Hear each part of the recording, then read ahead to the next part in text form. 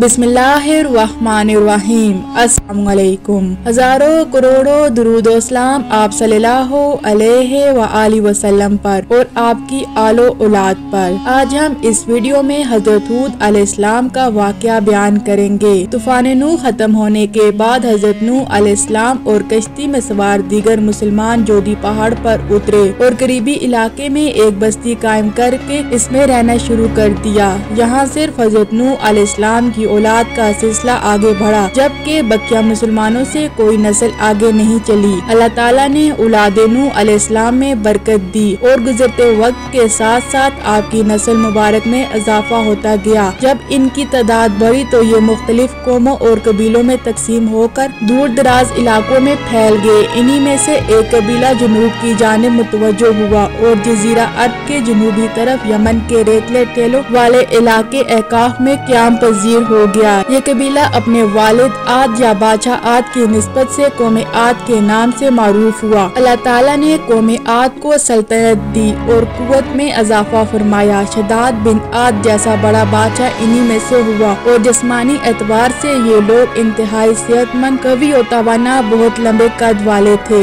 ये 2000 साल कब्ल मसीह की बात है, जब तूफान नूह की तबाही के बाद अल्लाह ताला ने सरजमीन अरब पर एक ऐसी कौम पैदा फरमाई जो दुनिया में सबसे ताकतवर, मजबूत और तावाना अफराद पर मुश्तमिल थी। ये लोग जिस्मानी खूबसूरती, सुर्ख और सफेद रंगत और वजाहत में अपना सानी नहीं रखते थे। माल और दौलत की फरवानी, शानदार तहजीब और तमद्दन, शान और शौकत समेत दुनिया की हर नेमत और आसाइश इन्हें मुयस्सर थी। कुरान पाक में अल्लाह ताला ने फरमाया, इन जैसी कोई और कौम और मुल्कों में पैदा नहीं की गई। एक और जगह पर फरमाया, और याद करो जब उसने तुम्हें कौम नूह के बाद सरदार बनाया और तुम्हें जमीन पर खूब फैलाया। कौम आज से मुतालिक तफसील सिवाय कुरान पाक के किसी और मजहबी या किसी कदीम तारीखी कुतुब में नहीं मिलती। इसलिए इस कौम के हालात का नक्शा या तो कुरान पाक के जरिए बन सकता है या फिर इन असरात के जरिए जो मुहक्किकीन इल्म आसार ने इनके बारे में हासिल किए हैं। मोरखीन लिखते हैं कि आद नाम का एक शख्स हजरत नूह अलैहिस्सलाम की चौथी नस्ल में इनके बेटे साम की औलाद में से था। चुनाचे इस शख्स की औलाद और इसकी पूरी कौम आद के नाम से मशहूर होगी। बाज़ कुतुब में इस शख्स का शजरे नसब यूं बयान किया गया है, आद बिन ओस बिन इरम बिन साम बिन नूह अलैहिस्सलाम। वो अरबी थे जो बहुत लंबे और मजबूत सतूनों पर कायम करदा आलीशान महलात में रहा करते थे। कुरान पाक में इन्हें सतूनों के नाम से याद किया जाता है। कौम आद ने अपनी तामीरात में सतूनों को खुसूसी अहमियत दी थी और दुनिया में सतूनों पर बड़ी बड़ी इमारतें खड़ी करने का तरीका सबसे पहले उन्होंने ही शुरू किया था। हालिया दौर में एक शहर के जो जेरे जमीन आसार दरियाफ्त हुए हैं, उनसे पता चलता है कि उस शहर की फसील पर 30 सतूनों या मीनार बनाए गए थे। कहा जाता है कि ये शहर शद्दाद ने खुसूसी एहतमाम के साथ बसाया। तूफान नूह के बाद कौम आद ही वो पहली कौम थी जो बुतों की पुजारी बनी। इलामा जलालुद्दीन अपनी तफसीर में तहरीर करते हैं कि कौम आद निहायत जोर आवर और बहादुर कौम थी। वो सब बुत परस्त थे। हजरत हूद अलैहिस्सलाम मुसलसल 50 बरस या इससे भी ज्यादा अपनी कौम को नसीहत करते रहे। कभी उन्हें अल्लाह की अता करदा नेमतें याद दिलाते तो कभी अजाब इलाही से डराते। कभी तूफान नूह की होलनाकियों का जिक्र फरमाते, लेकिन वो गरूर और तकब्बर में अंधे बहरे बने रहे। इन्हें अपनी ताकत पर बड़ा घमंड था। इरशाद बारी ताला है, कौम आद नाहक मुल्क में गरूर करने लगे और कहने लगे, हमसे बढ़कर कुव्वत में कौन है। कौम आद के 13 खानदान थे। अमान से लेकर यमन तक एक तवील इलाके में इनकी बस्तियां थी। सरसब्ज और शदाब खेत खैलान, फलों फूलों से लदे बगात, मीठे पानी के बल खाती नहरें, खूबसूरत आबशारे और तंदस्त तवाना, कवि, मजबूत और कद आवर जिसामते। इन्हीं सब नेमतों ने इन्हें शदीद घमंड में मुब्तला कर रखा था। हजरत हूद अलैहिस्सलाम ने अपनी कौम को राह रास्त पर लाने के लिए बड़ी जिदोजहद की, लेकिन कौम आद के लोग आप अलैहिस्सलाम को जादूगर और सहर ज़दा शख्स ख्याल करते थे, जिन्हें उनके पत्थर के बातिल खुदाओं ने दीवाना बना दिया। बिला आखिर वो लम्हा भी आ गया जब हजरत हूद अलैहिस्सलाम ने बारगाह इलाही में दुआ फरमाई, ऐ मेरे परवरदिगार, उन्होंने मुझे झूठा कहा, अब तू मेरी मदद कर। फरमाया, ए नबी, ये थोड़े ही अरसे में अपने किए पर पछताने लगेंगे। अल्लाह ताला ने अपने नबी की दुआ कबूल फरमाई और कौम आद पर अजाब की इब्तिदा की। बादलों के फरिश्ते को हुक्म मिला कि अब बारिश न बरसाई जाए। चश्मे के फरिश्तों को हुक्म मिला कि इनके चश्मे और अबशारे खुश्क कर दो। देखते ही देखते शदाबी वीरानी में बदलने लगी, मवेशी मरने लगे, फल अनाज नापैद हो गया। पूरी कौम खुश्क साली का शिकार होकर बदहाल और परेशान हो गई। ये सिलसिला मुसलसल 3 साल तक चलता रहा। आप अलैहिस्सलाम से कौम की ये परेशानी देखी न जाती थी। मुसलसल नसीहत करते और फरमाते रहे, ऐ मेरी कौम, अपने परवरदिगार से बख्शिश मांगो, फिर इसके आगे तौबा करो, वो तुम पर आसमान से मीना बरसाएगा और तुम्हारी ताकत और कुव्वत में इजाफा फरमाएगा। और देखो, तुम गुनाहगार बनकर रुगर्दानी न करो। कहने लगे, हूद, तुम हमारे पास कोई दलील जाहिर नहीं लाए। हम सिर्फ तुम्हारे कहने से न तो अपने माबूद को छोड़ने वाले हैं और न तुम पर ईमान लाने वाले हैं। हम तो ये समझते हैं कि हमारे किसी माबूद ने तुम्हें आसेब ज़दा करके दीवाना कर दिया है।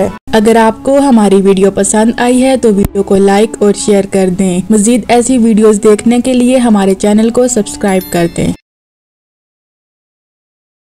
हज़रत नूह अलैहिस्सलाम के बेटे साम की औलाद यमन में जाकर आबाद हो गई थी। साम के एक बेटे का नाम इरम था। इरम के यहाँ ओस पैदा हुआ और ओस के बेटे का नाम आद था। आद को अल्लाह ताला ने बहुत सारी औलाद से नवाजा था। देखते ही देखते आद की नस्ल खूब फैल गई, यहाँ तक के कुछ ही अरसे बाद ये पूरी एक कौम की शक्ल अख्तियार कर गई। ये नस्ल साम के पड़पोते आद की औलाद से फैली थी, इसलिए ये कौम आद या कौम इरम के नाम से मशहूर हो गए। आद एक कदीम अरबी कौम है जिसका जिक्र कुरान पाक में सूरह हूद और सूरह फजर में आता है। इस कौम पर हज़रत हूद अलैहिस्सलाम को नबी बनाकर भेजा गया था। जब इस कौम ने शिर्क और बुत परस्ती तर्क ना की तो अल्लाह ने अजाब नाजिल करके इसे तबाह कर दिया। इस कौम के तज़किरे को कहानी समझा जाता था, मगर इसी सदी में इसके मरकजी शहर इरम के आसार बरामद हुए हैं जो आजकल अमान में शामिल है। कौम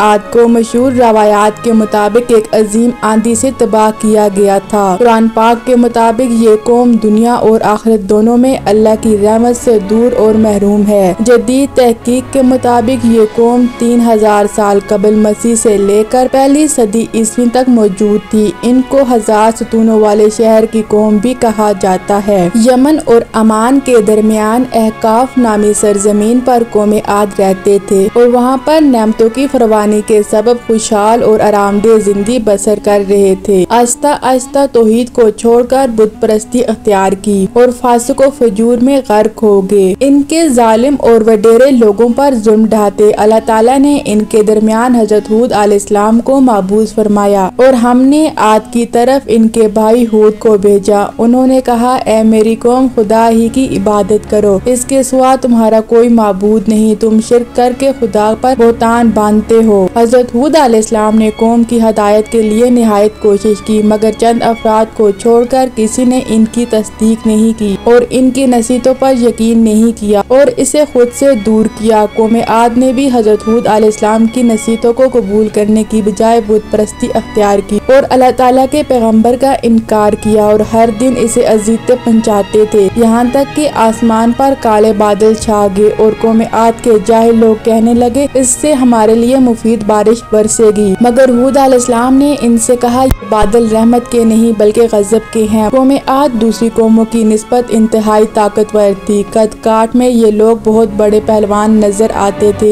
इनके जिस्म फौलाद के बने महसूस होते थे। वो हर कौम और कबीले पर गलबा पा लेते थे, लेकिन इन पर कोई गालिब नहीं आ सकता था। अल्लाह ताला ने कौम आद की नेमतों में खूब बरकत डाली थी। इनकी वादियाँ ऊँटों, घोड़ों और बकरियों से भरी पड़ी थी। इनके खेत और खैरवान सरसब्ज और शदाब फसलों से लहरा रहे थे। इनके घर जवान बेटों से भर चुके थे, यानी अल्लाह ताला ने इन पर अपनी नेमतों की बारिश बरसा दी थी। कौम आद में दौलत और सरवत की फरवानी ने लोगों को ऐशो इशरत में डाल दिया। उन्होंने पत्थरों को तराश खराश कर बड़े बड़े महलात तामीर किए। ऊंचे सतूनों वाले घर बनाने की वजह से इनको बुलंद सतूनों वाली कौम भी कहा जाता है। ये लोग अपने बाप दादा की जुबानी तूफान नूह की सुनी हुई कहानी भूल गए। हालांकि इस तूफान के जमीन पर मौजूद निशानात उन्होंने खुद देखे थे। वो ये भूल गए कि अल्लाह ताला ने कौम नूह पर तूफान क्यों भेजा था। इन लोगों को अपनी दौलत और ताकत पर घमंड था, यहाँ तक कि कौम आद के लोगों ने अल्लाह ताला को मुकम्मल तौर पर भुला दिया। ये लोग पहले तस्वीरों और मुजस्मों के फितने का शिकार हुए, फिर आहिस्ता आहिस्ता पूरी कौम आद बुत परस्ती में मुब्तला हो गई। इन लोगों ने बड़े बड़े पत्थरों को तराश कर देव हैकल बुत तैयार कर रखे थे। जब इनकी सरकशी हद से तजावुज़ कर गई तो अल्लाह ताला ने इनकी इस्लाह के लिए इन्हीं में से अपने एक नेक बंदे को अपना पैगंबर मुंतखब किया और इनके जरिए से कौम आद को अपना पैगाम पहुँचाया। और इनका नाम हजरत हूद अलैहिस्सलाम था जो आद के पड़पोते थे। हजरत हूद अलैहिस्सलाम के वालिद का नाम अब्दुल्ला था। हजरत हूद अलैहिस्सलाम ने इन्हें हक का रास्ता अख्तियार करने की तलकीन की। उन्होंने अपनी कौम को मुखातब करके फरमाया, ऐ मेरी कौम, तुम इन पत्थरों की इबादत क्यों करते हो? इस जात की इबादत क्यों नहीं करते जिसने तुमको पैदा किया, तुम्हें रिज़्क दिया, तुम्हारे माल और औलाद में बरकत दी, तुमको हजरत नूह अलैहिस्सलाम का जानशीन बनाया, तुम्हें जिस्मानी ताकत अता की। इन नेमतों का हक ये है कि तुम सिर्फ इसी की इबादत करो जिसके सिवा कोई माबूद नहीं। ये बुत तुम्हारे अपने हाथों से तराशे हुए सिर्फ पत्थर ही हैं। ये कैसे तुम लोगों को कोई नफा या नुकसान पहुंचा सकते हैं? कौम आद 13 कबाइल पर मुश्तमिल थी। इनमें से 2 निहायत ताकतवर तस्वर किए जाते थे। इन 2 कबाइल के नाम लुकमान और खिलजान थे। हजरत हूद अलैहिस्सलाम ने कौम आद को दावत हक दी तो लुकमान कबीले ने आप अलैहिस्सलाम की सख्त मुखालफत की और आपके दुश्मन हो गए। इसके बरअक्स खिलजान कबीले के बहुत से लोग हजरत हूद अलैहिस्सलाम की तालीमात से मुतासिर हुए और आप अलैहिस्सलाम पर ईमान ले आए। ताहम कौम आद की बहुत बड़ी तादाद हक पर ईमान लाने से गुरेजा रही। रवायात के मुताबिक हजरत हूद अलैहिस्सलाम 50 बरस तक अपनी कौम के लोगों को अल्लाह का पैगाम पहुँचाते रहे, मगर इनकी तबलीग का इस नाफरमान कौम पर असर नहीं हुआ। चंद गिने चुने गरीब ही हजरत हूद अलैहिस्सलाम पर ईमान लाए। आप अलैहिस्सलाम ने इनको अल्लाह के बड़े अजाब से डराया। अगर तुमने अपनी रविश ना बदली तो बड़े और खौफनाक अजाब के लिए तैयार रहो। मगर ये लोग कहाँ मानने वाले थे, इसी नाफरमानी और सरकशी की डगर पर चलते रहे। अल्लाह ताला ने इस नाफरमान कौम को सजा देने का फैसला फरमा लिया। पहले इनको हल्की सी ये सजा दी कि 3 साल तक इन पर बारिश नहीं बरसी। चुनाचा उनके खेत और बागात सूखने लगे, मवेशी भूख से मरने लगे, लोग पानी के लिए तरसने लगे, इनके घरों में फाके होने लगे। हजरत हूद अलैहिस्सलाम अपनी कौम की ये हालत देखकर निहायत गमज़दा थे। एक दिन उन्होंने अपनी कौम से फरमाया, अल्लाह से अपने गुनाहों की माफी मांगो ताकि वो तुम्हारी मुश्किल आसान करे। और ए मेरी कौम के लोगों, अपने परवरदिगार से इस्तग़फ़ार करो, फिर इसी की तरफ रुजू करो। वो आसमान से तुम पर खूब पानी बरसाएगा और तुम्हारी मौजूदा कुव्वत में मजीद कुव्वत का इजाफा फरमाएगा और तुम रूगर्दानी ना करो मुजरिम बनकर। लेकिन बदबख्त कौम अपने गुनाहों से तौबा तो क्या करती, उल्टा डिठाई से कहने लगी, हम तुम्हारे कहने पर अपने आबा व अजदाद के दीन को क्यों छोड़ दें? कुरान पाक में उनकी इस सरकशी का जिक्र इन अल्फाज में हुआ है। उन्होंने जवाब दिया, ए हूद, तू हमारे पास कोई सरी शहादत लेकर नहीं आया और तेरे कहने से हम अपने माबूदों को नहीं छोड़ सकते और तुझ पर हम ईमान लाने वाले नहीं। कौम आद के यहाँ रिवाज था, जब इन पर कोई बड़ी मुसीबत आती तो इनका एक वफ्द मक्का मुकरमा जाकर बैतुल्लाह के सामने खड़े होकर दुआ मांगता, जिससे इनकी मुसीबत टल जाती थी। जब कैद साली को 3 बरस गुजर गए और बारिश ना हुई तो उन्होंने अपने रिवाज के मुताबिक 70 आदमियों का एक वफ्द मक्का मुकरमा बारिश की दुआ के लिए भेजा। इस वक्त मक्का में कौम अमालिक आबाद थी, जिनका सरदार माविया बिन बकर था। इसकी बीवी कौम आद के खानदान से ताल्लुक रखती थी। इस वजह से माविया बिन बकर की कौम आद से अच्छी दोस्ती थी। कौम आद का वक्त मक्का में आकर इनके हाथ ठहरा।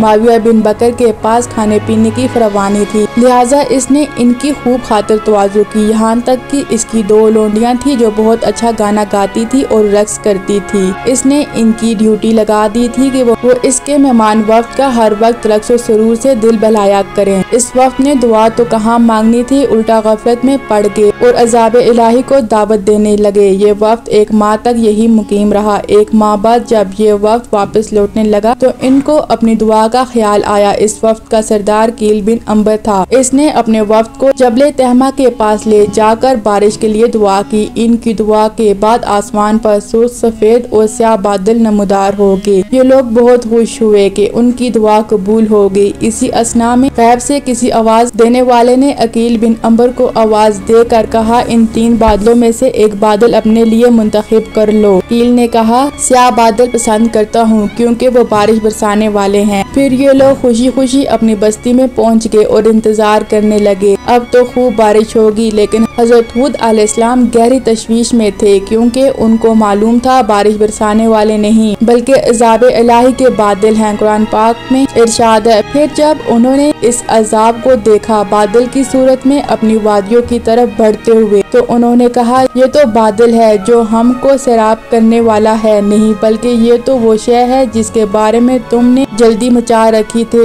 ये हवा का तूफान है जिसमें बहुत दर्दनाक अजाब है। बस कुछ ही देर गुजरी थी कि इन बादलों में से एक सुर्ख आंधी तूफान की तरह नुमदार हुई और कौम आद के बड़े बड़े पहलवानों को उठा कर पहाड़ों की चट्टानों पर यूं पटकने लगी जैसे दरख्तों के पत्ते उड़ते फिरते रहे हैं। ये आंधी मुसलसल 8 दिनों तक यूं ही तूफान बर्पा करती रही। अल्लाह ताला ने इसको मुसलसल 7 रात और 8 दिन उन पर मुसलत रखा। 8 दिन बाद जब ये थमी तो कौम आद का नामो निशान मिट चुका था। कोई फर्द, कोई जानवर और कोई परिंदा इस आंधी ने जिंदा न छोड़ा सिवाय हजरत हूद अलैहिस्सलाम और इनके अहले ईमान साथियों के। इस तूफानी आंधी के आने से पहले अल्लाह ताला ने हजरत हूद अलैहिस्सलाम को हुक्म दिया था कि वो अपने साथियों को लेकर इस बस्ती से दूर चले जाएं। इस तरह अल्लाह के हुक्म से ये लोग जिंदा बच गए। फिर यहाँ आपने 150 साल की उम्र में वफात पाई।